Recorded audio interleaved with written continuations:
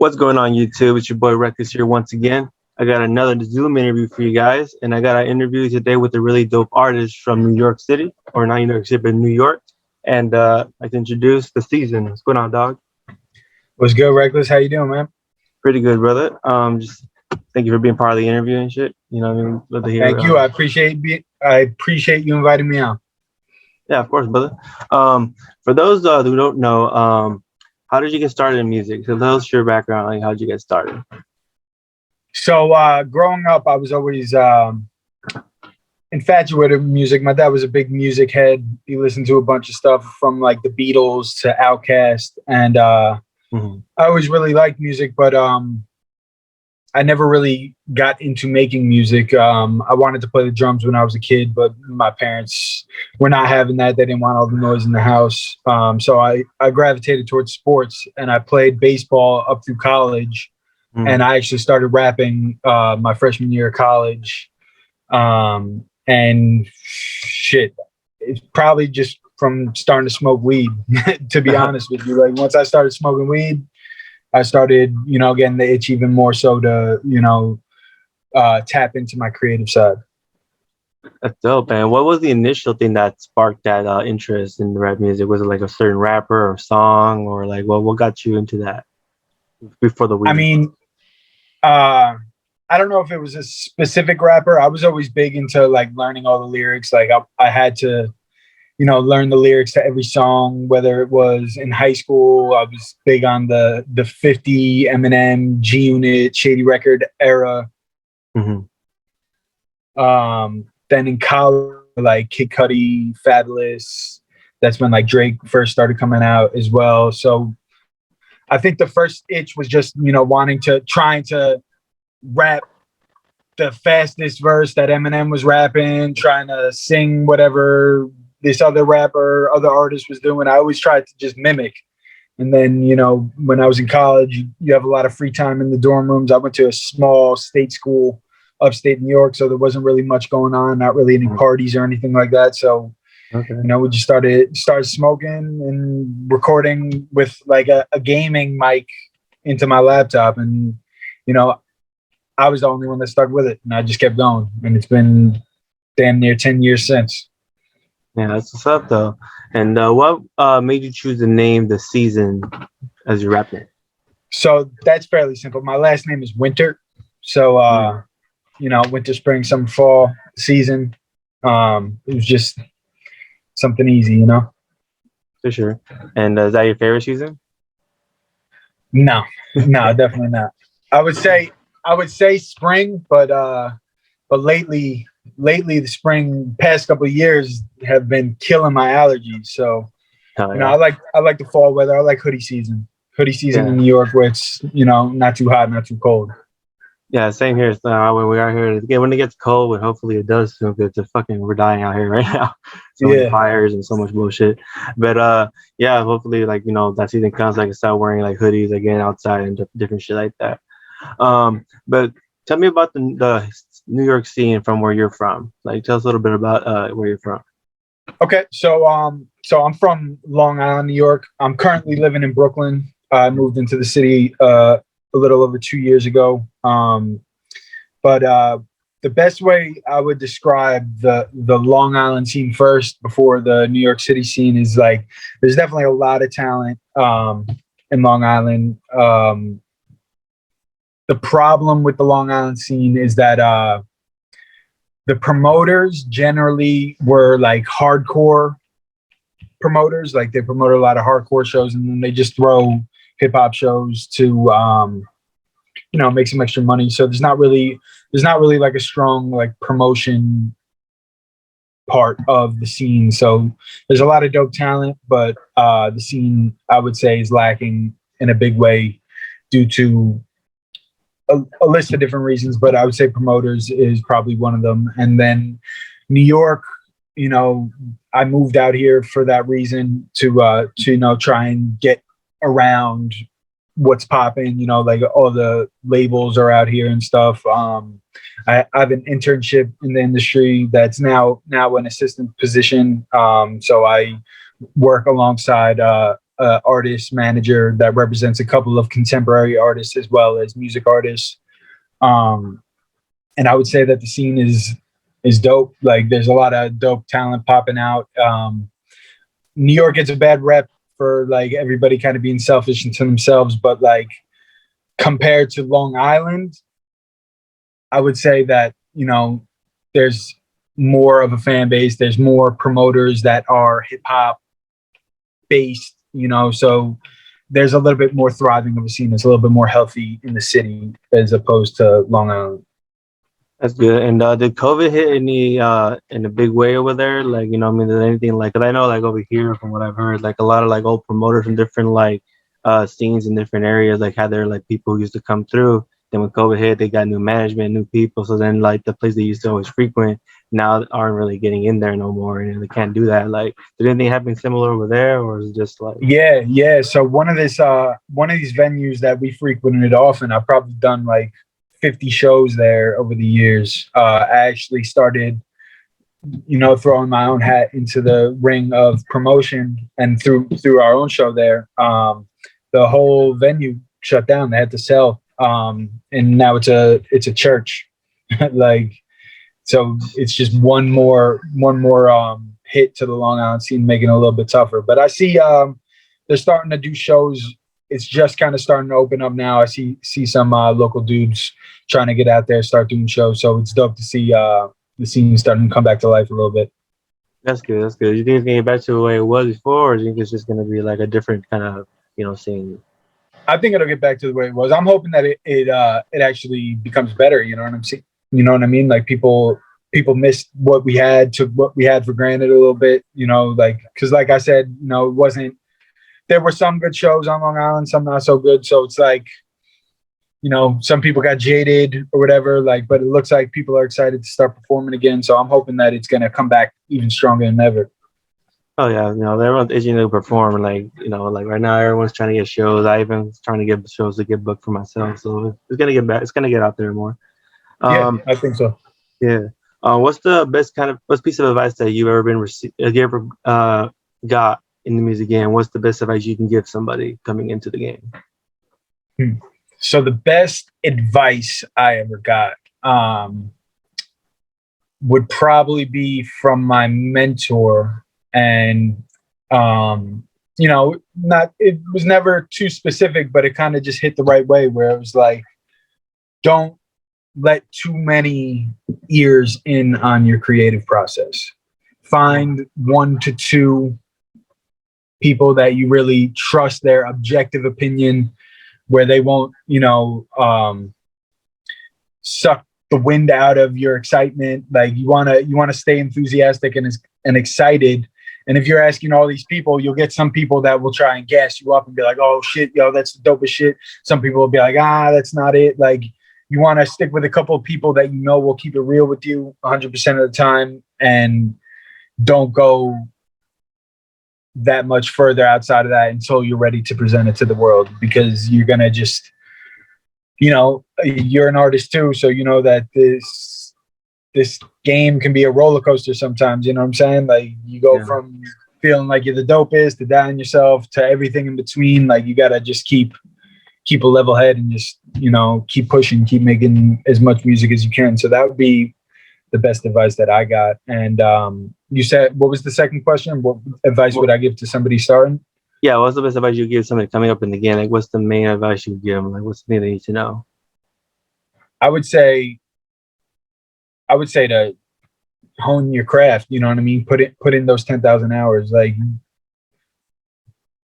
you never have to get ready if you stay ready, you know, and practice doesn't make perfect, but you're going to get as close to it as you possibly can, and challenge yourself, you know, work with artists that you think might be better than you. Like, you never want to be the smartest person in the room. You never want to be the most talented person in the room. Always try to push yourself into these rooms where, you know, the people around you are forcing you to elevate, you know, like you never want to get stagnant. So like, I think that's a good way to constantly progress. So put in those hours. Nice. And what's one way you stay level-headed throughout this whole process, you know, during your ups and downs, you know, when you music process and shit? I mean, it wasn't easy, but you know, perspective, like you know, having some life experiences, like you know, growing up, my dad had a big addiction problem that actually ended up leading to his demise and led to his death. So I just feel like you know, there's so many worse things in this life that could be going on. Like you gotta remember that you're doing this because you love doing it. You love making music. So I just try to tell myself that every morning, every night. I try to tell myself what I'm grateful for. Like try to practice, like actively practice gratitude in the morning and night every day to you know, keep a positive approach to every day, because you know, you never know what the next day is going to bring. That's true. That. What's the biggest barrier an artist like yourself would face, you know, coming into an industry? You know what I mean? Like, how would you describe your style? So I'll start with the first question. The biggest barrier would be, I would say, growing a fan base. You know, like I think in New York, especially, it's difficult to know when someone's messing with your music. Like you could be performing, killing it on stage, and like in New York, they might just be looking at you. You might get a little bit of a head bob, and then they'll come up to you after the show like, "Yo, that was great," but like part of like our culture, I don't know what it is. Like we're all too cool for school, so like we don't want to show emotion too much. Like, oh, like we fuck with you, even if we genuinely do. So I would say that makes it difficult to garner fans. So that's probably the most difficult hurdle for anybody. You know, like that's really what it comes down to. Like it's a people game. You gotta have people in your corner. Like that's everything. Like people could say like money, this, that, the other thing, but like you know, when COVID hit, finances got tough, like for everybody. Like I taught myself how to record, mix, master, and like I've been doing that all myself. So it's like money, yeah, like it could be a factor, but I would say, you know, getting people on board, you know, getting people to see something that I see that isn't there yet. You know, like I feel like that's difficult for a lot of artists, like that view themselves as like a visionary of what they see for themselves as an artist. You know, it's tough to get people to buy into something that's not already established, you know? Yeah. And then what was the second question? How would you describe your style? How would I describe my style? You ever something to think about that? Yeah, I would say, you know, versatile. Like I like adapting to whatever the music is, you know. I would say like some people have told me that like, you know, like it's funny, like shout out to the homie John D. That's actually our mutual connection. The way he described me, he said that I would be like a mix of like a Mos Def and like a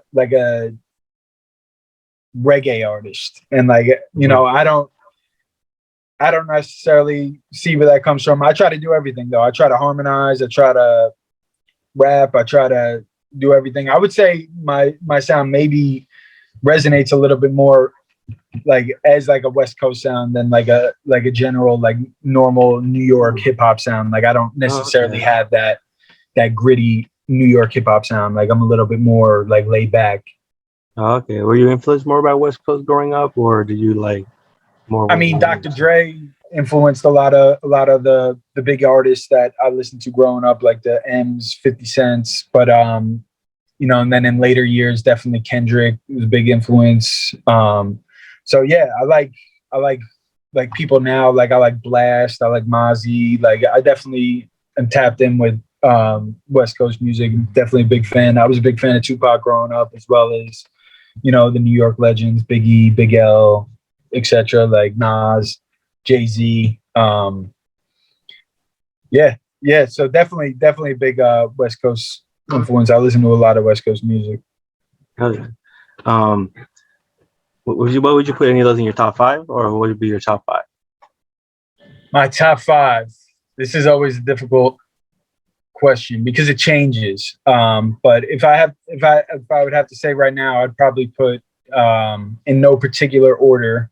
I'd probably put Jay-Z, Biggie, Okay, Nas, Eminem, and then I would put Kendrick over Pac right now. What? Right what now. Made you say that? Just he came out like right around the time I started rapping, so like to my adulthood and like to like shaping my adult mind.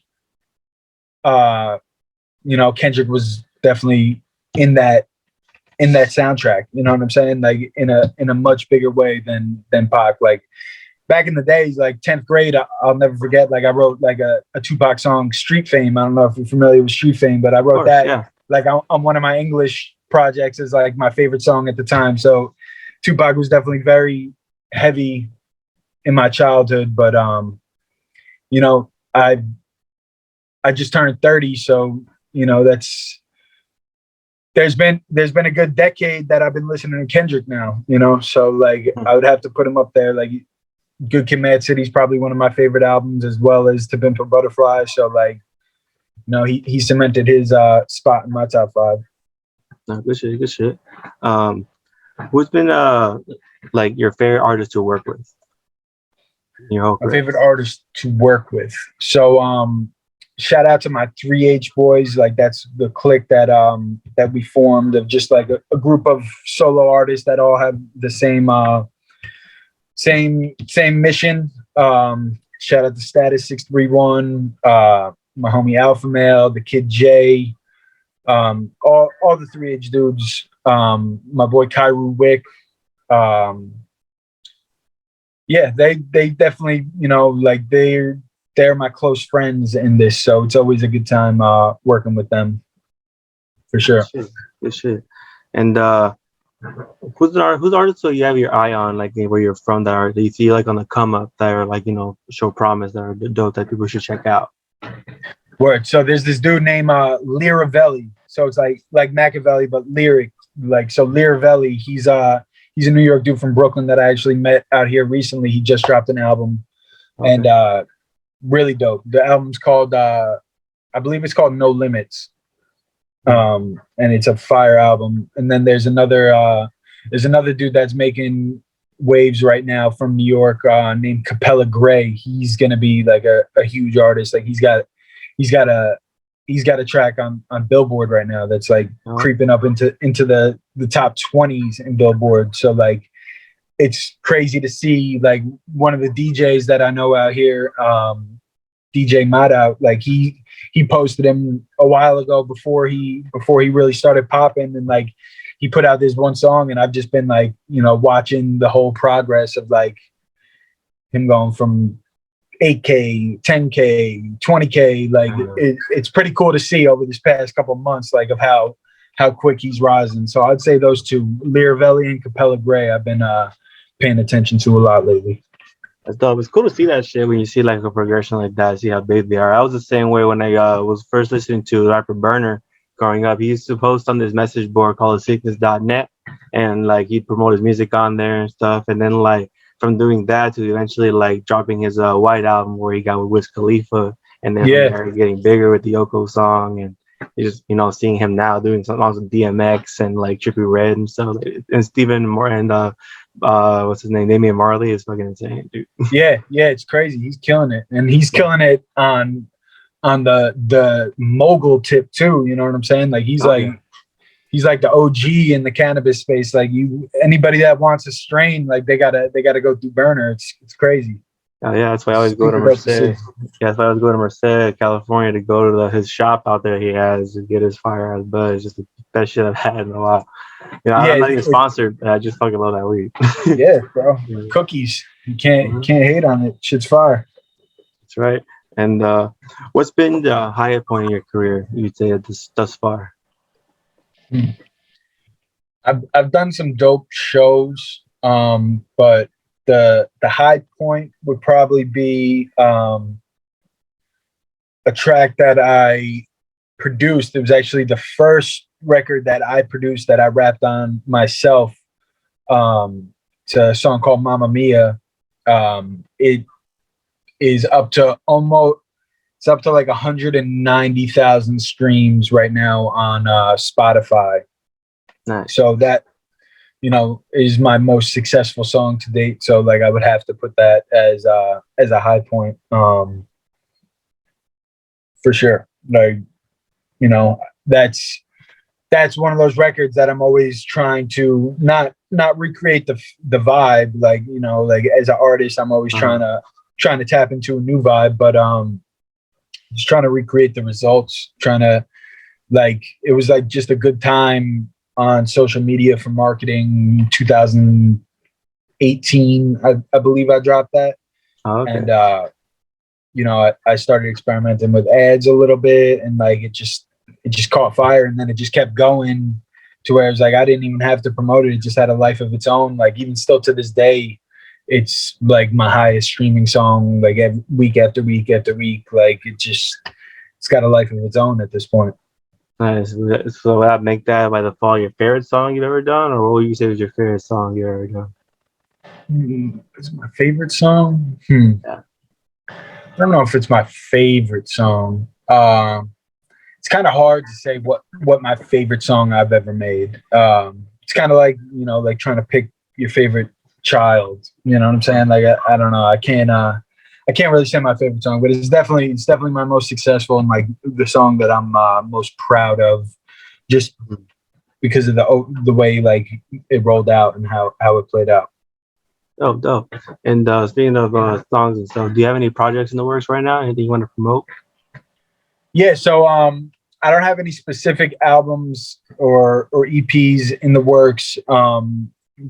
When this year started, I set a goal that I was gonna release a song every other week for the whole year, and I did it for 6 months. So like June came, I had done it every other week, a new single. So it's been 12 songs so far this year, and I'm just trying to figure out a different approach. I definitely have a lot of new music. I just want to figure out a better strategy to roll it out, because, you know, at the end of the day, like the name of the game is to get ears on the music. Like it's cool. Like I'll forever make music for myself, you know what I'm saying? But I want the world to hear it as well. So I'm just looking for a strategy, a rollout strategy that'll work best. But I'm definitely going to be releasing a lot of new music for the rest of the year. I'm gonna put out the exact same amount of songs that I was planning to do. So every other week for 12 months, that's 2 songs a month. That's 24 songs. I'm definitely gonna make sure that I hit that 24 song mark for the year. But I might go over it. I might go 1 week where I just release a new song every day that week. I might release a couple of EPs. I don't, like, you know what I'm saying? Yeah. I made them all as singles. So, you know, I just got to figure out a nice way to roll it out, but definitely be expecting new music soon. A lot of new music soon. Oh yeah, dude, that's impressive. Putting out a song every Friday, like, you know, like every month, like it's crazy. You know what I mean? Like a lot of people, like, do you ever run into writer's block? Yeah, absolutely. I mean, I think that's a natural thing that artists go through. One thing that I've been working on that I got from an interview with a manager, actually J. Cole's manager. He talked about how J. Cole does these drills, like these 7-minute drills, where he's like, whatever, for 7 minutes, just write, just do it. Like, you know what I mean? And it takes your mind out of it. Like it just gets you. It's like a good warm up. It's like running a lap or running before you go do a sporting event or something. You know what I'm saying? Like it's just a warm up, and then it kind of like knocks that out. It's like, oh, you know, you don't think as much and you just bang it out. So, but yeah, no, definitely gotten writer's block before, but it definitely helps when you're self-sufficient. You can do everything. Like I do everything right here from the crib. Like my mic's right there. Like it just, you know. Oh yeah, it's a nice little setup you got there too. You know what I mean? Who do you say would be your biggest supporter throughout your whole career? Definitely my wife. You know, there was times where, you know, when I first started performing, she was there. Like there was a lot of people that would come out at first because it was new, it was exciting, you know. It was easy to sell tickets at that time, get a lot of people to come out. But then, you know, this shit's a grind. So like it's kind of hard to rely on all your friends and family to come out when you're performing 3 times a week or twice a month. You know what I'm saying? It gets old for them. But no matter what, she was there every time, you know what I mean? Front row, like whether it was in like some random like hood spot, like, or we had to travel, you know, she was always there down, you know what I mean? Just ready to ride out. Still, man, it's good to have people like that in your corner.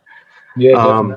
Yeah, dude. And anything else you want to add to the people out there at all?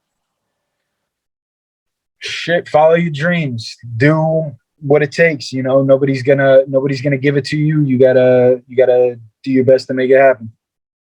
Hell yeah, dude. And on that note, I thank you for coming through, being part of this interview, brother. It's been a good time talking to you, bro. And make sure to like, comment, subscribe, and make sure to hit the annotation bell so you can always get a new alert for a new interview like this one. And make sure you go down to the link below in order to check out the season's Instagram and links to Spotify so you can check out his music and hit social medias. And on that note, we're out. Appreciate you, bro. Have a good one. You too, brother. Thank you.